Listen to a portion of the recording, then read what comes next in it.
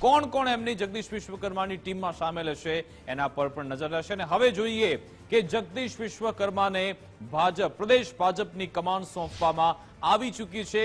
એમને ભાજપની આ જવાબદારી સોંપવામાં આવી. હવે ભાજપનું આખું જે યુનિટ છે એ જગદીશ વિશ્વકર્મા સંભાળશે. એના વિશેના જે ગ્રાફિક્સ આવશે તમને બતાવીશું. પરંતુ ઓબીસી નેતા તરીકે તેમને એક તો અત્યારે બતાવવામાં આવી રહ્યા છે. હવે વાત કરીએ કે કયા કયા પડકારો જગદીશ વિશ્વકર્મા સામે. CR પાટીલે જે સ્ટાન્ડર્ડ સેટ કર્યું છે એ તમામ એમણે અચીવ કરવા પડશે. પ્રદેશમાં જૂથવાદની જે સમસ્યા છે એને ખાળવી અને સૌ કોઈને સાથે લઈને ચાલવા, આ બીજા નંબરનો પડકાર અત્યારે નવા સુકાની જગદીશ વિશ્વકર્મા સામે રહેશે. આખરે જૂથવાદને કેવી રીતે ખાળશે એક મોટો સવાલ.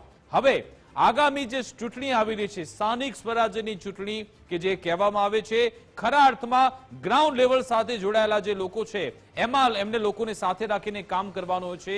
એ સ્થાનિક સ્વરાજ્યની ચૂંટણીમાં સંગઠનને કેવી રીતે તૈયાર કરવું, સંગઠનને કેવી રીતે મજબૂત કરવું. કારણ કે છેલ્લી CR પાટીલની અધ્યક્ષતામાં 4 થી 5 જે પણ સ્થાનિક સ્વરાજ્યની ચૂંટણી થઈ એમાં ક્લીન સ્વીપ થયું હતું. શું એ રિપીટ થશે એ મોટો પડકાર. અને ત્યારબાદ વિધાનસભાની જવાબદારી, વિધાનસભા ચૂંટણીની જવાબદારી પણ ખૂબ જ મહત્વની એટલા માટે રહેવાની છે કારણ કે જ્યારે CR પાટીલ હવે હેન્ડઓવર કરવા જઈ રહ્યા છે, 162 ધારાસભ્ય મૂકીને જશે, શું એ લક્ષ્યાંક હાંસલ કરી શકશે કે કેમ એક મોટો સવાલ. વિધાનસભામાં ચૂંટણીની જવાબદારી પણ નવા પ્રદેશ પ્રમુખ અંતર્ગત તેમને નિભાવવી પડશે.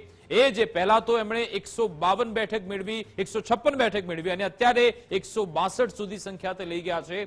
2 વર્ષના ટૂંકા સમયગાળામાં સંગઠનને વિધાનસભા ચૂંટણી માટે તૈયાર કરવું પડશે. આમ તો એક આખો માહોલ CR પાટીલે સેટ કરેલો છે, આખું સંગઠન તો છે, પરંતુ થોડા ઘણા સમયમાં જે રાજનીતિક બદલાવ આવ્યો છે, કોંગ્રેસે પોતાની પેટર્ન બદલી છે, આમ આદમી પાર્ટી પણ એક અલગ એંગલથી ચાલી રહી છે.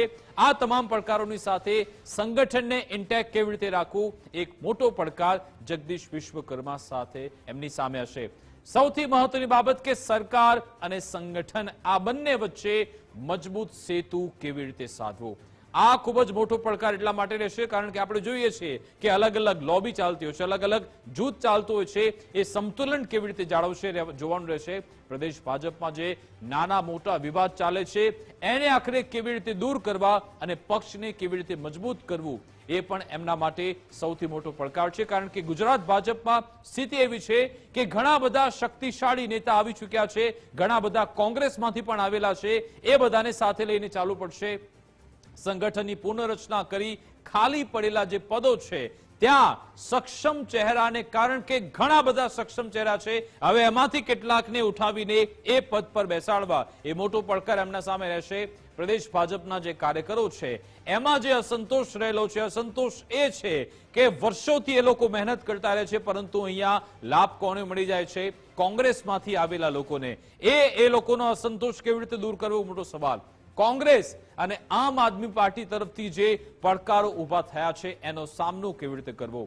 અત્યારે આમ આદમી પાર્ટી અને કોંગ્રેસ બંને એક તો વોટ ચોરી, ખેડૂતોનો મુદ્દો અને મોંઘવારી, આ તમામ મુદ્દા લઈને ચાલી રહ્યા છે. એનો સામનો કેવી રીતે કરશે સવાલ. કાર્યકરથી લઈ હોદ્દેદારો અને સરકાર તમામ વચ્ચે મજબૂત સંકલન સાધવું, બંને આ તમામની સાથે કોમ્યુનિકેશન ગેપ ન રહી જાય એનું ધ્યાન રાખવું એક મોટો પડકાર એમની સામે. આ તમામ પડકાર અત્યારે જગદીશ વિશ્વકર્મા સામે છે. એને હવે કેવી રીતે નિભાવે છે અને આવનારા સમયમાં ગુજરાત ભાજપમાં કેવા ફેરફાર થાય છે એના પર પણ નજર રહેશે. આગળ પણ મહત્વના સમાચાર આપના સુધી પહોંચાડીશું. આપ જોડાયેલા રહો ગુજરાત ફર્સ્ટ ન્યૂઝ સાથે.